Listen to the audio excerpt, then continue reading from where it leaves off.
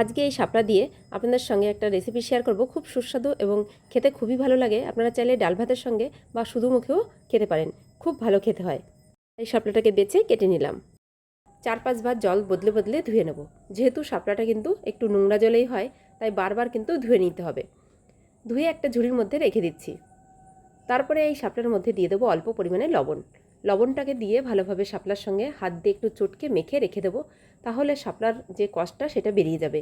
এদিকে একটা বড় সাইজের পেঁয়াজ আর 4-5টা কাঁচা পাকা লঙ্কা কুচি করে কেটে নিচ্ছি। সেগুলো কেটে নেওয়া হয়ে গেছে, এবার একটা বাটির মধ্যে তুলে নিলাম।